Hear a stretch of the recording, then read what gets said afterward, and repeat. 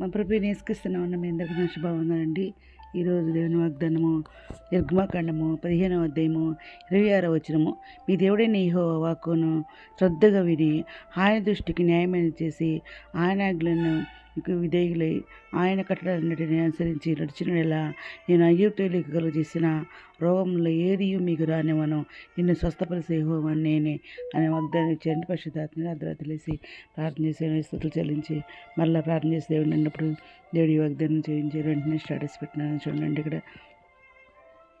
అవునండి, మనం ఉదయకాల సాయంత్రకాలం ప్రార్థన చేస్తున్నాం, అర్ధరాత్రి లేసి ప్రార్థన చేస్తున్నాం, స్తుతియాగం చేస్తున్నాం. ఇంకా బైబిల్ అయితే పూర్తిగా రాస్తానండి. 3 సంవత్సరాలు పట్టింది బైబిల్ రైట్ అయ్యి నాకు. ఇంకా బైబిల్ ధ్యానిస్తున్నాం రోజుకి 10 అధ్యాయాలు.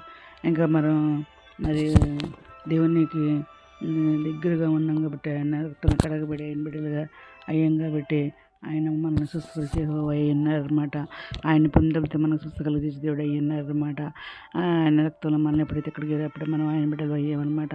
ఎవరినైతే ఏర్పరచుకున్నారో ఆయన వారిని పిలిచి ఉన్నారనమాట. 40 రోజులు మరి మా ఉపాసవద్దలను ఇంద్ర అని 3 సార్లు పేరు పెట్టి పిలిచారండి. పిలిచి నేను నీకు తోడైన భయపడద్దని చెప్పేసి ఆకాశంలో పెద్ద పెద్ద అక్షరాలు రాయించారనమాట. ఇంకా అప్పటి నుంచి కూడా మనకు దేవుడు మనకు తోడుగా ఉండే దేవుడు మన దేవుడు అనమాట. ఏర్పరచుకున్న వారిని పిలిచిన వారిని ఆయన రక్తంలో కడగబడతారనమాట. మనం ఆయన రక్తంలో మరి ఆకాశం బుట్లుగా రక్తం ఉన్న మీద పడుతుండగా మరి ఏసుక్త ప్రతి ఒక్క పాపం కడిగి వేసని మరి ఎర్రని రక్తం తెల్లని నక్షలు చూపించారండి ప్రభు వారు. ఆ విధంగా మనం నమ్ముకున్నాం కాబట్టి ఆయన మనం విడిచిపెట్టే దేవుడు కాదు. మన గొప్ప జన్మ చేసి మన ఆస్వాదించి మనం గొప్ప చేస్తానంటున్నారు. నేను నీకు తోడై ఉండి వెళ్ళి ప్రతి స్థలం నేను కాపాడుతా అంటున్నారు. నేనే ఉన్నవాడు నన్నువాడిని అంటున్నారు.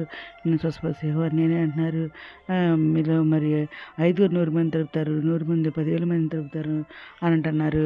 నీ దేవుడని ఒక సంవత్సరం ఎల్లప్పుడూ మీద అంటే అంటున్నారు. నేను ప్రాణం ఉద్యమం చేసేది మన దేవుడు కూడా భూమి మీద ఉన్న సంవత్సరంలో నేను నేర్చేస్తానంటున్నారు. నీ ముందు నడుచుడు యెహోవా నీ తోడై ఉంటారు. నేను ఎవడన్నా ఎడపైన బెరంగా ధైర్యంగా ఉండమంటున్నారు అనమాట. ఆయన ప్రేమించేవారు బలంతో సూర్యుని వల్ల ఉంటారంటున్నారు. ధైర్యం వహించి ఉన్నారు మీరు చెట్టుకి యెహోవా మీతో కూడా ఉన్నానని దేవుడు ఏదైనా మాడుతున్నారండి. ఆయన గాయపరిచి గాయం కట్టే దేవుడు. ఆయన గాయం చేయడం ఆయన చేతులు స్వస్థపరుస్తాయని అంటున్నారు అనమాట.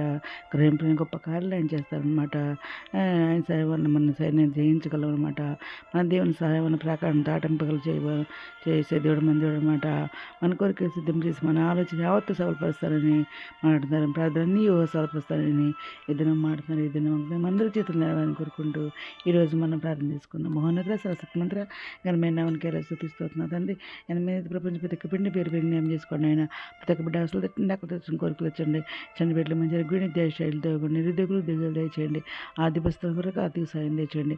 అనారోగ్యతో స్వస్థపరచండి. వేదనలతో కొని వాళ్ళు వచ్చండి. కుగిన వారు లేవతండి. రక్షణ వరకు రక్షణ మార్గం తెచ్చండి. ఇతరులు రానే మీరు చేయడానికి మేము సిద్ధపంట కృప చెప్పని ఎత్తపడుకున్న భాగం దయచేయమని మా ప్రభు పేరు చూడండి. నిష్కృష్ట పరిశుద్ధమైన నామన అడిగి పెట్టుకుని ప్రార్థిస్తాను తండ్రి. ఆమేన్. ప్రభుసేలో మీ సహోదరి మీ అందరి ప్రార్థనలు మా కుటుంబం కొరకు కూడా ప్రేయర్ చేయమని మనం చేసుకుంటున్నానండి. God bless you.